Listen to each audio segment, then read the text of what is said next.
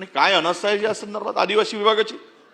वसतिगृहाची 490 वसतिगृह 2024ला 23ला होते, आजही 490 आहे.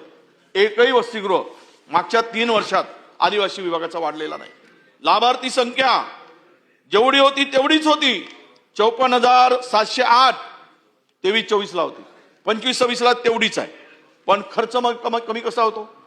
23-24चा खर्च 230 कोटी 44 लाख आणि आत्ताचा विद्यार्थी संख्या तेवढीच असून खर्च 154 कोटी.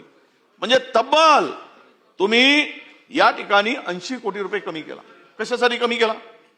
पुढे ते आदिवासी मंत्री वर्षभर झाला तुम्ही राज्यमंत्री आहात, वर्षभर झाला आदिवासीच्या पोरांना ड्रेस मिळू नये.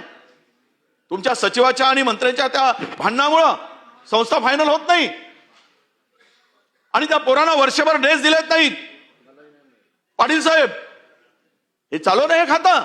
अशा पद्धतीनं आदिवासी विभागाच्या पोरावर अन्याय. आणि 230 कोटी मधून 154 कोटी रुपये, 80 कोटी रुपये कमी का झाले या विभागावर? त्या पोरांच्या सुविधावर खर्च होत नाही. आदिवासीचा बजेट आहे, तुम्हाला त्यातून लाडक्या बहिणीवर तिथले पैसे वळवले गेले. पाठ थोपटून घेताना हे बघा, ह्या GR काढला गेला. हो, तुमच्यापेक्षा सिनियर आहे ना, असं का करताय तुम्ही? खाली बसून बोलू नका आता. असं योग्य नाही असं टोकणं. तर मला माहित नाही तुम्ही आमदार असून आदिवासी खाते सचिव, मग जा अकोल्याला वापस.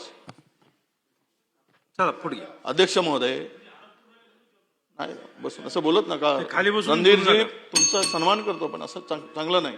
एखाद्या विषयाचं गांभीर्य घालवणं. काय आदिवासी मंत्री देतील ना उत्तर? आले आहेत ते. काय झालं? तुम्ही आदिवासी विभागाच्या शिक्षणावरचे पोरांचा खर्च कमी केला.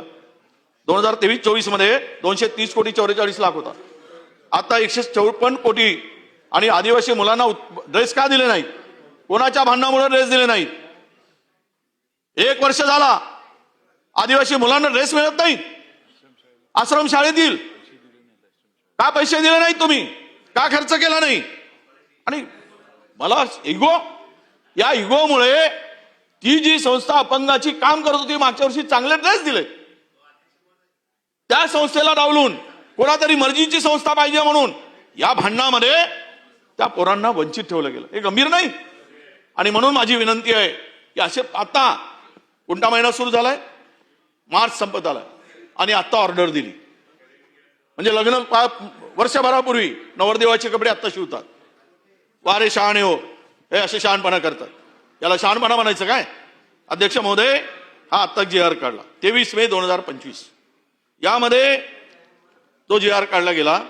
यातले बजेट फुगवून दाखवायचा आदिवासीच्या लोकसंख्येप्रमाणे, संविधानाच्या घटनेप्रमाणे.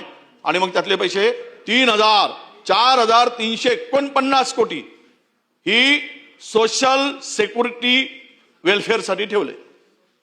आता हा हेड आदिवासींच्या सामाजिक आर्थिक उन्नतीसाठी आहे.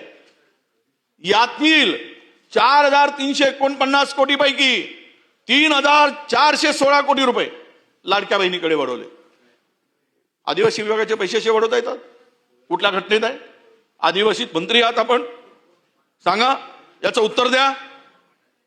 हे बरोबर आहे का?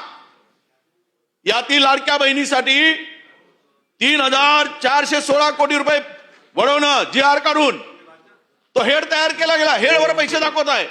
मग तुमच्या सर्व सेवा संपुष्टात येतील. आदिवासींच्या वैयक्तिक आहेत लाभाच्या योजना संपुष्टात येतील. आज तुमच्या एकही नवीन हॉस्टेल बांधलं गेलं नाही आदिवासींच्या मुलांचा 3 वर्षामध्ये. इंग्रजी शाळा, इंग्रजी माध्यमांच्या शाळा, म्हणजे काय आदिवासीच्या पोरांनी इंग्रजी माध्यमाच्या शिकू नये यासाठी हे सगळे धंदे चालले तुमचे. आणि असा विभाग चालतो. मला मंत्री महोदयांना उत्तर पाहिजे आहे मंत्री महोदयाकडून. आदिवासींच्या मुळावर येणारी अशी तुमची भूमिका. अध्यक्ष महोदय 23-24 मध्ये इंग्रजी नामांकित इंग्रजी शाळामध्ये 299 कोटी रुपये खर्च झाले. 46,852 विद्यार्थी शिकत होते. 24-25 मध्ये 44,357 विद्यार्थी आणि खर्च 438 कोटी रुपये झाला.